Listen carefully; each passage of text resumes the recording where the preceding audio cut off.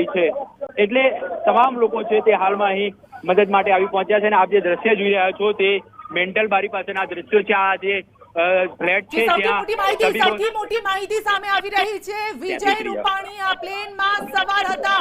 પૂર્વ સીએમ વિજય રૂપાણી આ પ્લેનમાં સવાર હોવાની શક્યતા સામે આવી રહી છે। ઋત્વિજ, આ સૌથી મોટા સમાચાર હોઈ શકે છે, કારણ કે આ પ્લેનમાં તેઓ સવાર હતા કે નહીં એ થોડું કન્ફર્મ ત્યાંથી કરી શકો છો, કારણ કે શક્યતા છે હજુ આ કે વિજય રૂપાણી આ પ્લેનમાં સવાર હતા તે પ્રકારની વિગતો સામે આવી રહી છે। આ શક્યતા હોઈ શકે છે।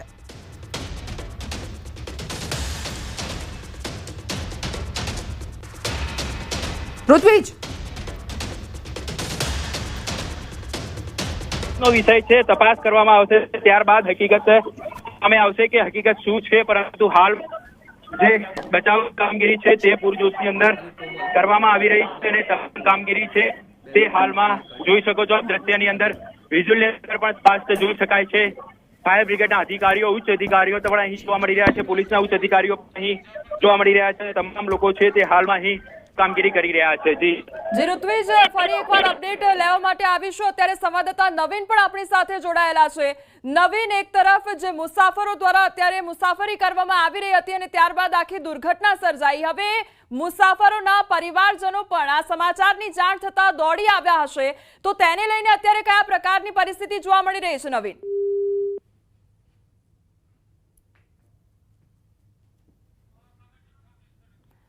જી, ફરી એકવાર આપણે સંપર્ક કરવાનો પ્રયાસ કરીશું અને વધુ અપડેટ મેળવીશું। સંવાદદાતા મૌલિક પણ અમારી સાથે જોડાયેલા છે। મૌલિક, આપણે એ જાણવાનો પણ પ્રયાસ કરીએ કે જે મુસાફરો તેમાં મુસાફરી કરી રહ્યા હતા અને હવે આ જે પ્લેન છે તે ક્રેશ થયું, ત્યારબાદ હવે બચાવ કામગીરી થઈ રહી છે, પરંતુ એ પરિવારજનો પણ ત્યાં આગળ આવી પહોંચ્યા હશે, તેને લઈને કયા પ્રકારની પરિસ્થિતિ છે?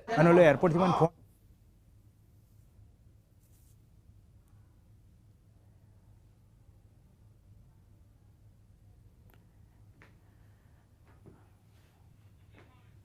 હાલ જે ઘટના સ્થળેથી માહિતી મળી રહી છે તે મુજબ અલગ અલગ ટીમો જે છે તે રાહત કામગીરી ચલાવી રહી છે। તે ફાયર બ્રિગેડની ટીમ હોય, અમદાવાદ એરપોર્ટની ટીમ હોય, અને બહુ એટલા અતિશય જવાય એવું છે જ નહીં અંદર, તો હું મારી મહા મુસીબતથી 4 જણને લઈને આવ્યો છું અને અત્યારે હજુ 10 થી 15 છે અને છોકરાઓ 2 તો ઉપર મરી ગયા છે।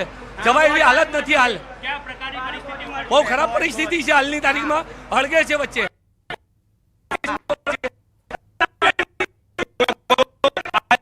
વાત છે અને બચાવ કરવામાં કારણ કે વચ્ચેલા માળો બનાવવાનો છે અને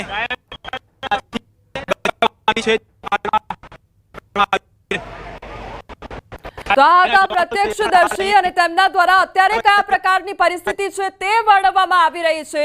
ધુમાડા ચારે બાજુ જોવા મળી રહ્યા છે, લોકો એકબીજાને જોઈ નથી શકતા એ પ્રકારની પરિસ્થિતિ છે। જ્યાં જુઓ ત્યાં આગની જ્વાળા જોવા મળી રહી છે અને તે વચ્ચે આ લોકોનું જે રેસ્ક્યુ છે તે કરવામાં આવી રહ્યું છે, લોકોને બચાવવાની કામગીરી કરવામાં આવી રહી છે, પરંતુ જે દ્રશ્યો છે તે ખૂબ જ ભયાવહ છે।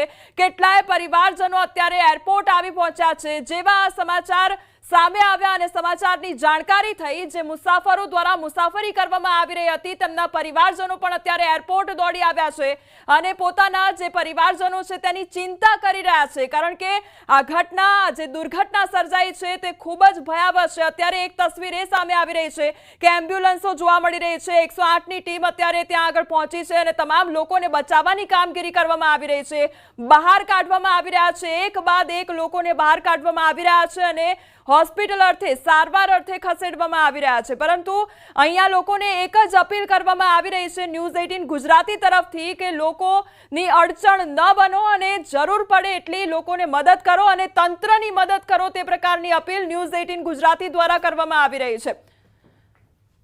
તો જે પ્રમાણે અત્યારે દ્રશ્યો જે સામે આવી રહ્યા છે, સંવાદદાતા ઋત્વિજ અમારી સાથે ઘટના સ્થળ પરથી જોડાઈ ગયા છે। ઋત્વિજ, અત્યારે કયા પ્રકારની પરિસ્થિતિ જોવા મળી રહી છે, કયા પ્રકારે બચાવની કામગીરી થઈ રહી છે?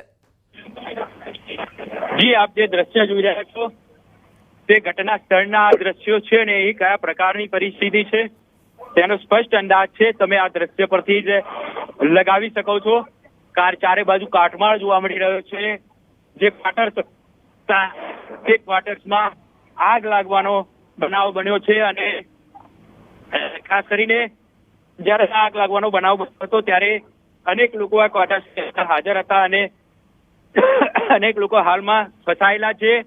એટલે જે જગ્યાએના આપ દ્રશ્યો જોઈ રહ્યા છો તે ક્વાર્ટર્સની અંદર લગભગ 20 લોકો ફસાયા હોવાની વાત છે અને આ તમામ લોકોને બચાવવાની કામગીરી છે તે હાલમાં કરવામાં આવી રહી છે. એટલે ફાયર બ્રિગેડની ટીમ અહીં જોવા મળી રહી છે અને સતત આ જે 20 લોકો ફસાયેલા છે કારણ કે વચ્ચેલા ફ્લોર ઉપર આગ લાગવાનો બનાવ બન્યો છે એટલે ઉપર જઈ શકાય તેવી પરિસ્થિતિ નથી. એટલે જે લોકો ઉપર ફસાયા છે તેઓ નીચે ઉતરી શકે તેવી પરિસ્થિતિ નથી. એટલે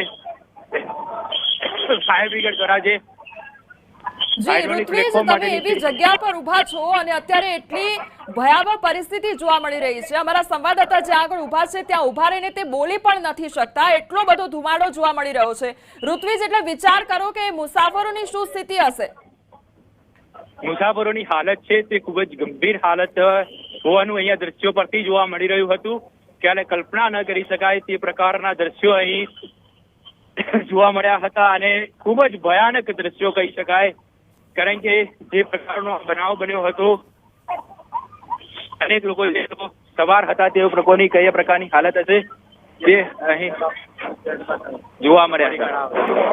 ઋત્વિજ, જ્યાં આગળ ઉભા રહીને ગુંગળામણ થઈ રહી છે, વધુ અપડેટ લઈ રહીશું. ત્યાં સુધી એક સૌથી મોટા સમાચાર એ સામે આવી રહ્યા છે કે જે પ્રકારની આ દુર્ઘટના સર્જાઈ અને પ્લેન દુર્ઘટનાને લઈને આ સૌથી મોટા સમાચાર સામે આવી રહ્યા છે. ફાયર વિભાગે ઇમરજન્સી કોલ જાહેર કર્યો છે અને AI-171 ફ્લાઇટ દુર્ઘટનાગ્રસ્ત તેમજ 1 કલાક અને 38 મિનિટે ટેક ઓફ થયું હતું વિમાન અને ત્યારબાદ આ દુર્ઘટના સર્જાઈ હતી.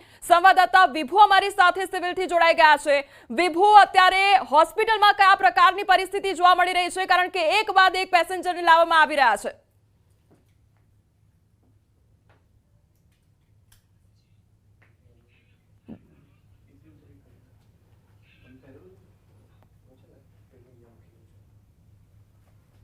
જી વિભુ.